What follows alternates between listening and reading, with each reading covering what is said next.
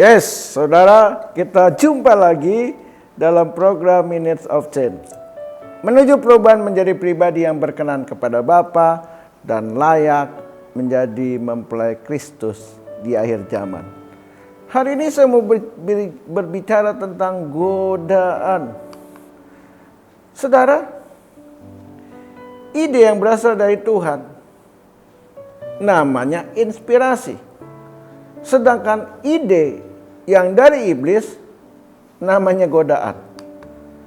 Lukas 4 ayat 5 sampai dengan 7 berkata, kemudian ia membawa Yesus ke suatu tempat yang tinggi dan dalam sekejap mata ia memperlihatkan kepadanya semua kerajaan dunia. Kata iblis kepadanya, segala kuasa itu serta kemuliaannya akan kuberikan kepadamu, sebab semuanya itu telah diserahkan kepadaku dan aku memberikannya kepada siapa saja yang ku kehendaki. Jadi jika engkau menyembah aku, seluruhnya itu akan menjadi milikmu. Saudara, luar biasa. Propaganda iblis ialah menggoda manusia dengan hal-hal duniawi. Mulai dari kekayaan, kemuliaan, dan kenikmatan duniawi. Itulah sebabnya manusia duniawi mudah jatuh ke dalam tipu muslihat iblis karena mereka tertarik pada tawarannya. Di Lukas 4 ayat 9 sampai 11 berkata, kemudian ia membawa Yesus ke Yerusalem dan menempatkan dia di bubungan bait Allah. Lalu berkata kepadanya, jika engkau anak Allah, jatuhkanlah dirimu dari sini ke bawah, sebab ada tertulis mengenai engkau. Ia akan memerintahkan malaikat-malaikatnya untuk melindungi engkau, dan mereka akan menatang engkau di atas tangannya, supaya kakimu jangan terantuk kepada batu.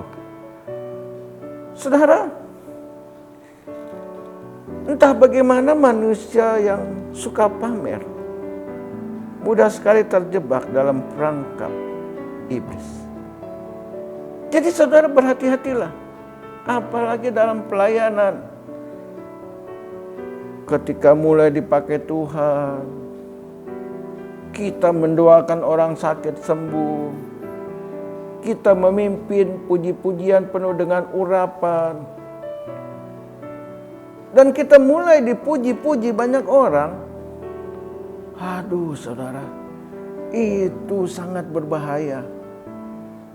Lukas 4 ayat 12 berkata, Yesus menjawabnya, katanya, ada firman, jangan engkau mencobai Tuhan Allahmu. Yesus mengingatkan sekalipun kita berhasil dalam kehidupan ini, baik di sekuler maupun di pelayanan, jangan sampai kita mencuri kemuliaan Tuhan. Sebab segala sesuatu yang kita alami semuanya terjadi karena Tuhan. Bukan karena kuat dan bukan karena gagah kita. Semuanya berasal dari Tuhan. Di ayat 13 dikatakan sesudah iblis mengakhiri semua pencobaan itu, ia mundur daripadanya dan menunggu waktu yang baik. Saudara, mungkin hati kita hari ini benar di hadapan Tuhan. Saya kasih tahu sama saudara, belum tentu besok.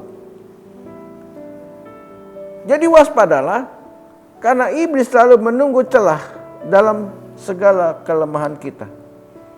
Di 1 Petrus 5 ayat 8 berkata, sadarlah dan berjaga-jagalah, lawan musuh iblis berkeliling sama seperti singa yang mengaum-ngaum dan mencari orang-orang yang dapat ditelannya.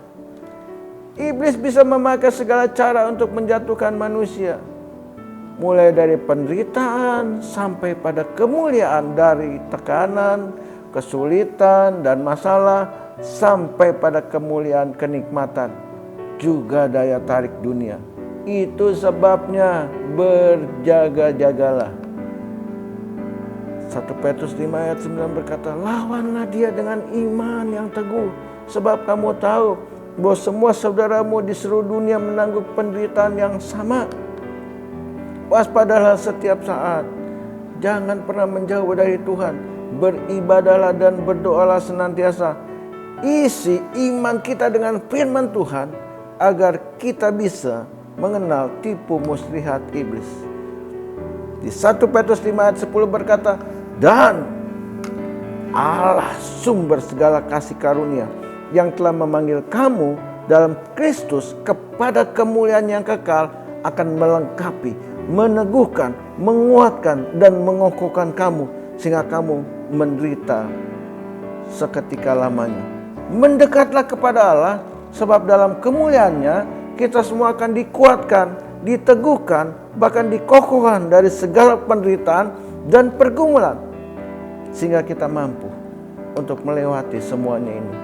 Di Amsal 30 ayat 9 berkata, supaya kalau aku kenyang, aku tidak menyangkalmu dan berkata, siapa Tuhan?